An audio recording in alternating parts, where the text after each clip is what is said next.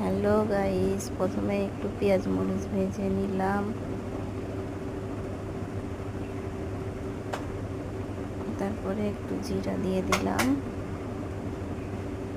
তারপরে একটু তেজপাতা, গরম মশলা, এলাচ দিয়ে দিলাম,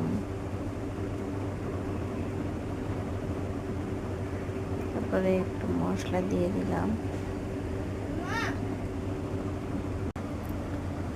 মশলা নেড়ে চেড়ে দিয়ে দিলাম। মশলাটা একটু কষিয়ে নিচ্ছি, তারপরে একটু পানি ঢেলে দিলাম।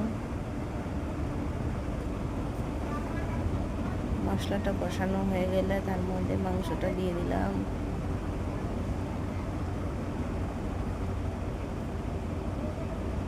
তারপরে একটু ঢেকে দিলাম, তার কিছু আলু ভেজে নিলাম।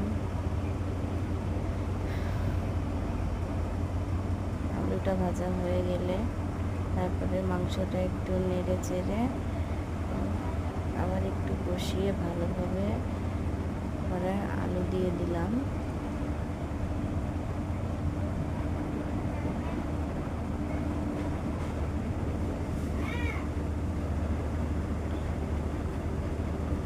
আলুটা দেওয়া